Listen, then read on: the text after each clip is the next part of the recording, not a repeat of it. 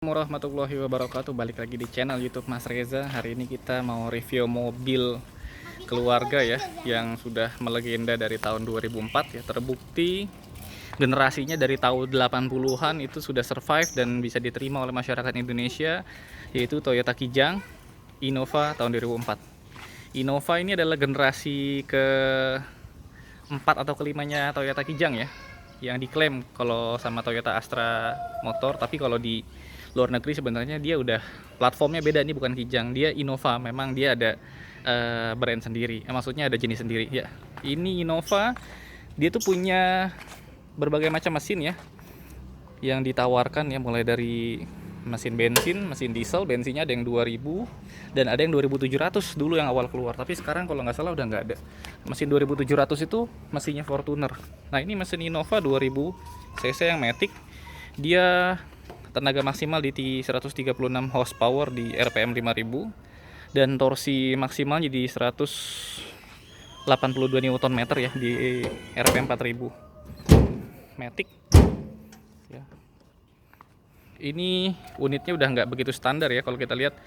Kalau yang tipe G ya, dia itu handle-nya, lampunya itu dia warna hitam, sewarna list itu, hitam doff. Terus velgnya juga udah diganti pakai velg CR-V yang 17. Mobil ini udah saya mulai pakai dari tahun 2012 ya. Udah saya bawa-bawa ke Banten, ke Sukabumi, ke Ujung Genteng, ke berbagai medan. Dan bisa dikatakan mobil ini cukup tangguh di segala medan.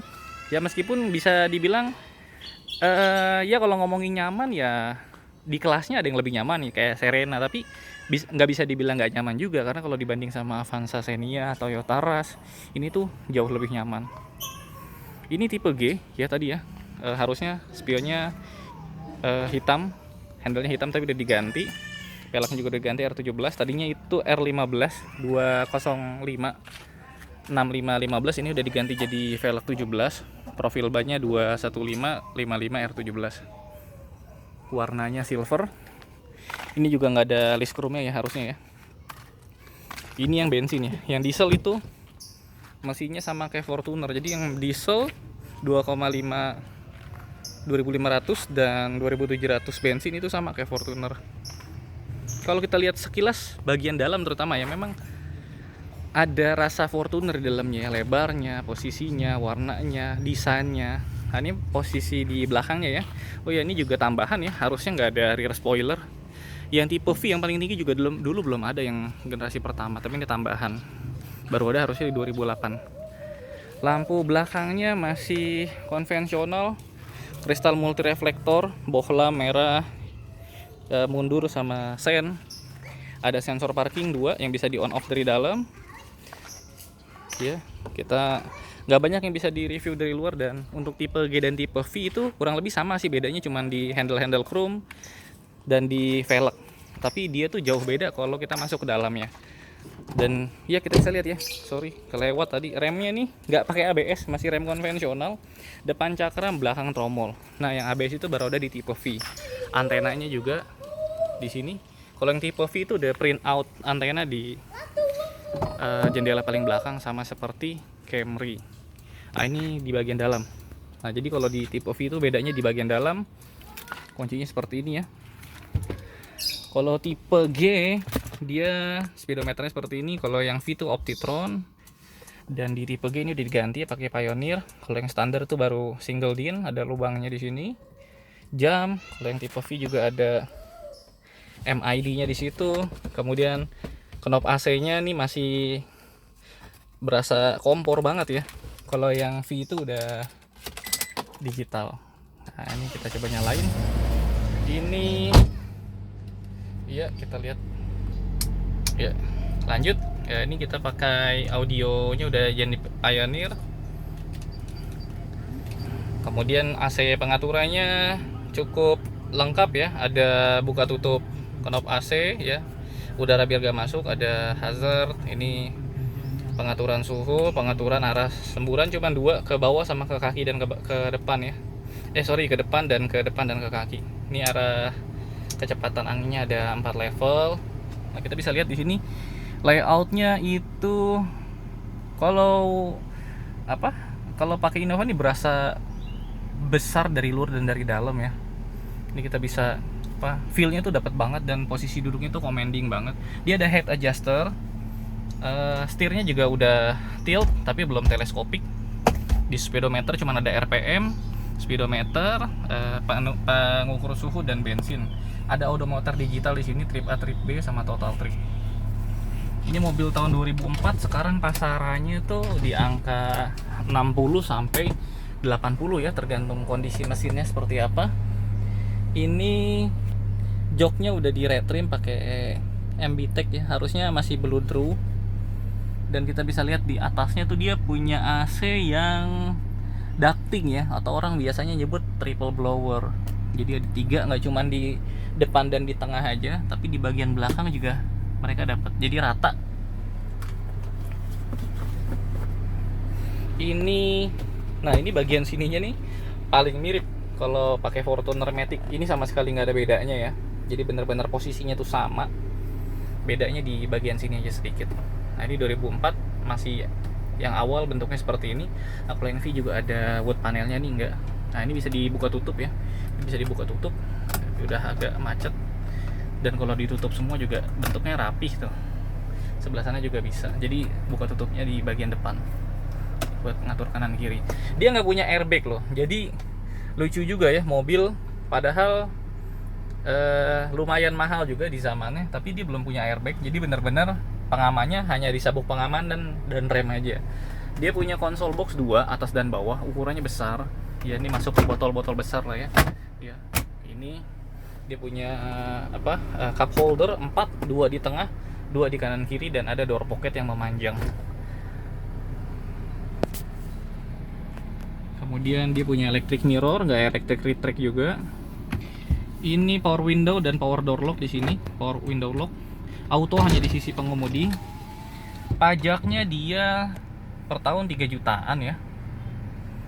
Dan dia ini bensinnya orang bilang boros, tapi berhubung saya sering pakai mobil boros kayak Ford Captiva, ini menurut saya sih agak irit ya. 1819 untuk dalam kota, luar kota bisa 110, 111 gitu. Dia punya glove box juga agak dalam ya, bisa dipakai buat armrest juga. Kita lihat layout di belakang ya. Ya ini dibanding sama Kijang Krista, ini mobil lebih lebar sih.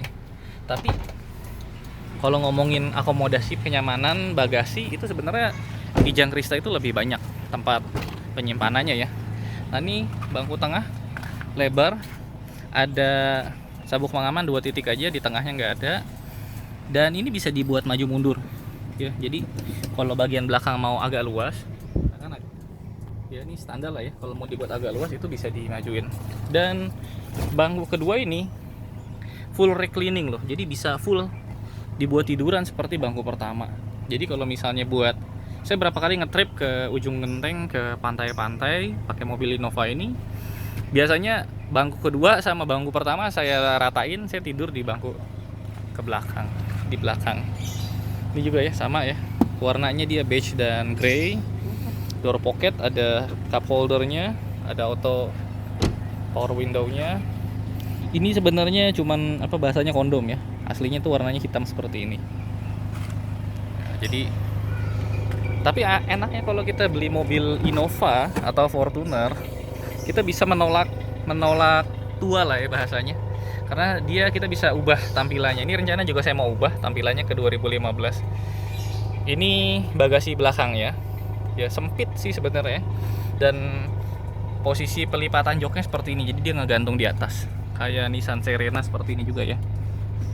Nah ini lagi musim pandemi corona teman-teman, kalau nggak punya kegiatan urgent sebaiknya stay at home ya. Nah dia seperti ini, bunyi mesinnya agak kasar, sebenarnya bukan mesinnya yang kasar, tapi knalpotnya kayaknya ada yang bocor, jadi kalau kita tutup kan halus lagi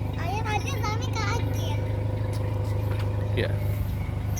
Ya ini tambahan, spoilernya tambahan, krom-kromannya itu tambahan, peleknya juga diganti ya. Jadi kalau kamu beli ini dengan budget 60 sampai 80 ya, tergantung kondisi, kamu bisa ngerubah tampilan si Innova ini menjadi Innova yang GNKI, Grand New Kijang Innova. Modal 8 sampai 15 juta ya, tergantung paketnya ya. Kamu bisa ganti bumpernya, fendernya, kap mesinnya. Jadi tampilan Innova yang paling baru di 2015 sebelum Innova Reborn. Gitu. Oke. Segitu aja dari saya. Terima kasih udah nonton. Yang udah pernah pakai Innova, yang mau beli Innova, boleh komen di bawah. Saya pribadi, saya user Innova, saya menggunakan Innova ini cukup lama, udah ke berbagai tempat juga. Ini mobil recommended banget. Kaki-kakinya awet, mesinnya awet, spare partnya banyak, aksesorisnya banyak, dan bisa dimacam-macamin lah. Emang kalau dibawa sendiri kurang gagah sih. Tapi kalau buat bawa keluarga, buat bawa kemana-mana, ini cukup banget. Mobil ini cukup banget. Ya, mobil ini cukup banget. Sekali lagi kita lihat bagian dalam ya. Ya. Oke guys, thank you for watching. Jangan lupa dikasih like dan di subscribe channelnya. Mudah-mudahan bisa eksis channelnya di YouTube ya. Oke, assalamualaikum warahmatullahi wabarakatuh.